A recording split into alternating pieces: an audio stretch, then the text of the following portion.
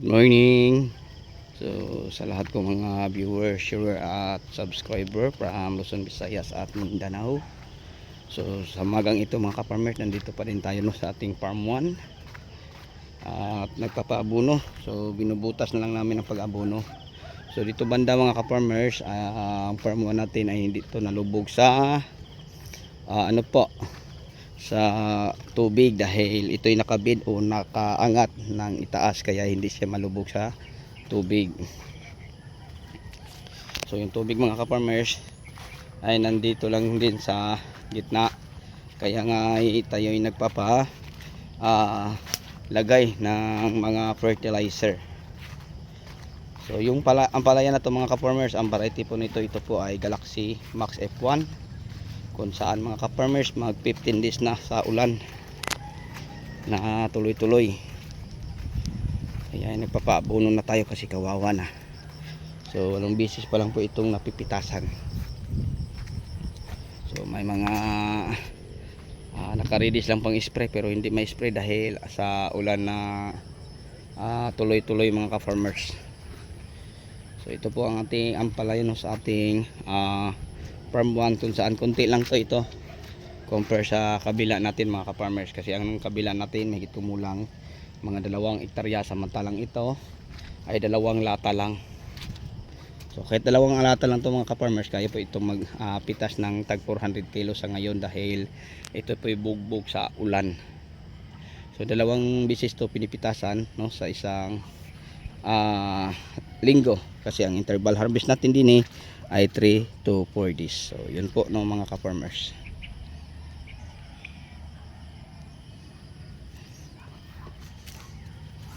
Yan. So nagdilaw na. So okay lang yun mga ka-farmers. So nahirapan ang ating mga tauhan din sa pag-spray dahil po sa tuloy-tuloy na mga pag-ulan, gabi, araw. So parang wala nang tsansa o mag-spray mga ka-farmers dahil po tingnan mo sa ulan. So yan, may mapatay yung tao din So kaya po ako naparito dahil may mga tao po tayong bagong dumating galing po sa atin, no, sa probinsya ng Zamboanga del Sur na ating sinusundo kahapon. So nandito po sila ngayon mga ka-farmers at sinamahan natin at i-guide natin para sa kanilang mga trabaho. So ang susunod nila na itrabaho din mga ka-farmers, yung paglinis sa talong, kasi ang talong ngayon nag-60 na. So ang palaya yung nag-60 na. Baka sa sunod na araw mga ka-farmers, gold na naman. So sa lahat ng mga kasamahan kong mga farmers, mga viewers, share at commentator na may mga tanim, unti-unti nang tumaas o nag-gold ang presyo, no, sa mga gulay natin. Kaya nga kung meron man kayong mga tirang mga pananim, alagaan nyo, baka yun pa ang makakabawi sa mga gasto natin. Kasi mga ka-farmers, hindi madali ang pagpa-farming, no? Na once ka na lumabas ka ng pera pang gasto, makapagtanim, makapag-harvest, tapos pag mura, hindi agad-agad makakabawi. Minsan malulugi pa, hindi pa makakabawi, short pa. Dahil ang pagtatanim o ang pagpa-farming mga ka-farmers ay napakagasto po. Malaki po ang ating perang ilalabas para sa mga M-foods. Tapos pag mura, naku po mga ka-farmers, makakabawi ka naman pero matagal pa. Okay lang mga ka-farmers, pagpapasukin mo to ng mga farming kung sa pagtatanim mo ay ang panahon ay nasa mga month of January, yung walang bagyo o ulan. Kasi kung tuloy-tuloy ang mga pag-ulan mga ka-farmers, may hangin pa, ulan, katulad ngayon 15 days na ang ulan. So kawawa ang mga pananim, no? Kung ang alam mo lang mga ka-farmers magtanim, tapos yung mga ibang problema ay hindi mo na alam, so mas maganda planado, no, para may mapagtanungan ka na ano ang kailangang ihanda para sa kung halimbawa mga bagyo. So madali lang masolusyonan ang mga problema. So pinapabaon natin mga ka-farmers na konti ang mga fertilizer.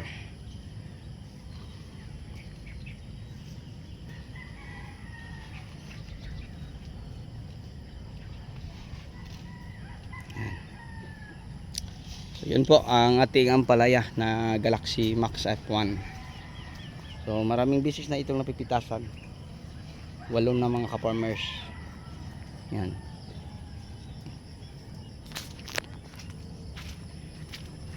Ayan po.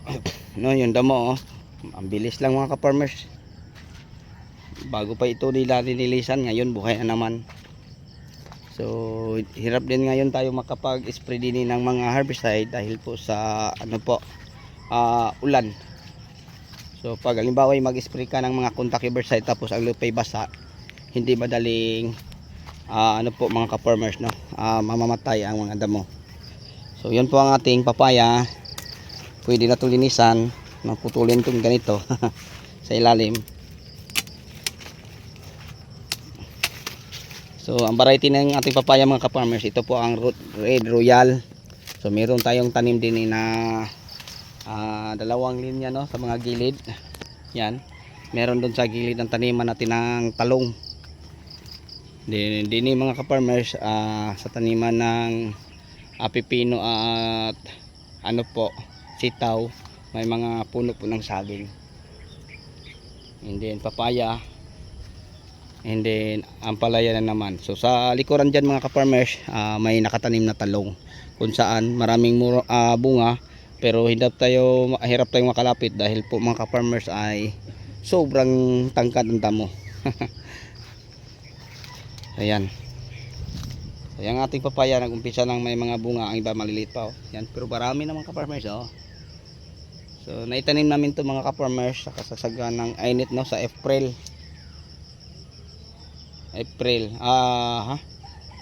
First week sa April, then May, June, July, August, mga 5 months. Kaya may mga maliliit na mga bunga. So naipunla to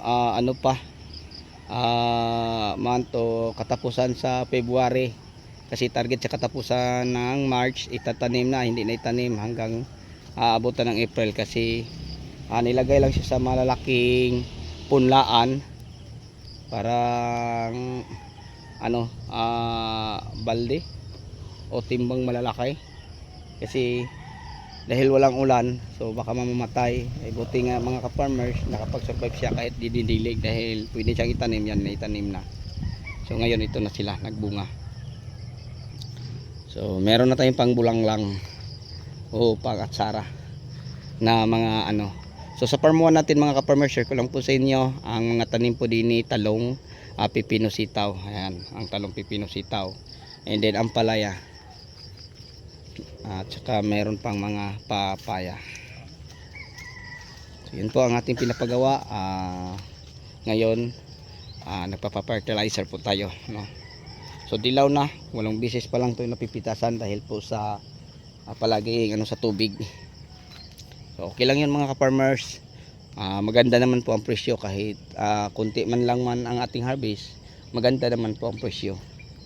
So ngayon nag 60 na ang farm gate sa ampalaya, kaya sabi ko maganda na mga ka-farmers. Kaya kung meron ka namang, sabi ko ulitin ko, mga pananim na hindi lubos na sira or nasira man pero hindi na ubos, yan, alagaan mo ang natitira, baka yun pa ang makakabawi. Katulad sa atin mga ka-farmers, kahit tingnan natin bugbog sa ulan at ang mga talbos parang tingnan nyo, malungkot sila. Pero kaya pa to mga ka-farmers, basta iinit lang at gumanda ang panahon. Pero ngayon mga ka-farmers mo, naulan pa din, mahina lang naman ambon. Yan, tingnan ng tubig sa ulan kagabi.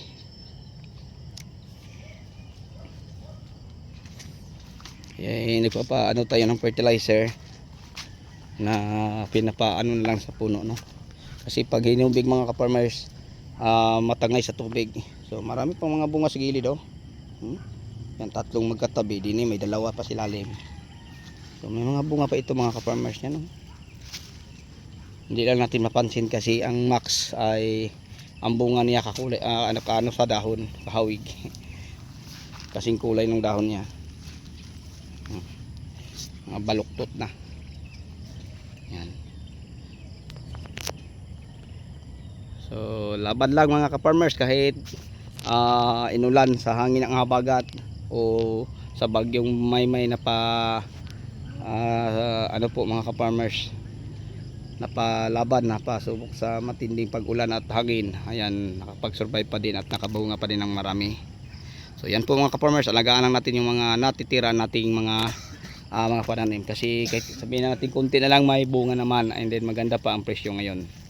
So ngayon nagpapa-fertilizer tayo. Ayan sila. Okay, yun lang ang may share at may update ko sa inyo mga ka-farmers sa umagang ito. Tayo po ay nagpapa-fertilizer. So sa ating farmuan mga ka-farmers, sa araw ngayon share ko lang po sa inyo, kumpleto na po sila, no? 7 na po sila dito. Yan. Marami nang ano sa ating mga tanim, pero laban lang. Kaya pa to mga ka-farmers, no, makapag ano sa mga gasto natin, makabawi, kasi maganda naman po ang presyo. Okay, so bago tayo magtapos, mga ka-farmers, mga ka-viewers, at saka sa aking mga minamahal na mga subscriber, mega love shout out po, no, sa ating mga bagong subscriber viewer from Luzon, Visayas at Mindanao, pati sa abroad at sa ibang bansa. So sa inyong lahat, maraming salamat po. Mag 17,000 subscriber na po tayo. So maraming salamat mga ka-farmers, dahil patuloy kayo ninyong sinusuportahan ang ating mga upload ng mga video. Kahit naman hindi tayo magaling gumagawa ng ano, dahil wala po tayong pinag-aralan, walang edit, walang ano. So kung ano man lang actual na nakikita nyo mga ka-farmers, yun po. Halimbawa, ito yung nag-upload ko. Pagkatapos ko itong nag-video ako, nagawa ng content or naikot sa mga pananim ko. Pagkatapos na itong mga ka-farmers, i-upload ko na, no? So ganyan lang ako mga ka-farmers, walang edit. So kung ano man ang mga napapansin nyo, yun na po ang tunay sa personal mga ka-farmers. Kung sasabihin ko itong palaya ko ay mabunga, ayun po ang makikita nyo sa personal. So yung variety ng ampalaya na ito mga ka-farmers, itong mabunga yan. Ano, daming bunga. Kaya nga hindi pwede na hindi natin sila bigyan ng fertilizer para makapag-survive pa. Dahil ito pa mga ka-farmers ang tira na makakaano natin. So sa farm 1 natin to mga ka-farmers, hindi to sa farm 2. Kasi ang farm 2 natin ay nasa Barangay Manad, yung Taysan, Batangas. Samantalang ang farm 1 natin ay nandito po, no, sa San Roque, Bawan, Batangas. Ayan po ang talong na ating papalinisan nila ngayon. Alam mo mga ka-farmers, parang gubat na yan. Pero yung talong yan mga ka-farmers, kahit isang puno, no, walang nabali dahil sa damo. Tingnan nyo. So daming talong yan mga ka-farmers, nasa 5,000 kapin kapuno. Hindi, napakadami pang bunga. Maraming bunga yan mga ka-farmers. So yun po ang lilinisin namin ngayon at bukas. So sa susunod na mga linggo, i-update ko kayo sa farm 1 natin. So yung area na to, tatandaan nyo, may taniman ng kawayan. Yan, dito tayo mag-umpisa sa video para ipapasilip ko sa inyo kung ano na ang update sa loob ng mga ilang araw. Kasi sa linggo na yon, yun ang aming trabahuin, linisin, talian, tabasan. Alam niyo ba kung bakit? Dahil maganda na po ang presyo. So hindi natin to mga ka-farmers na palinisan, dahil po ang tao din sa 3 hektarya ay 2 lang po sila, tapos araw-araw pa na ulan. So hindi nila naganap ang paglilinis dahil may harvest pa sila, may spray, may fertilizer, tapos sa pag-spray nahirapan pa sila. So may harvest sila, 2 lang po sila. So yung area na to halos araw-araw may pitas na talong, then may pipino, may sitaw. So yun mga ka-farmers, wala na sang time din maglinis. Kasi yung area na to sa kabila, yun po ang napupusan nila, kaya inalinisan, and then doon sila nag-harvest. So ito mga ka-farmers, 10 months pa lang, kasi yung kabila natin ay mag 13 months. Samantalang yung ano natin dyan ay mag 6 buwan pa lang. Okay, so yun lang po. Bye bye and God bless. See you next vlog.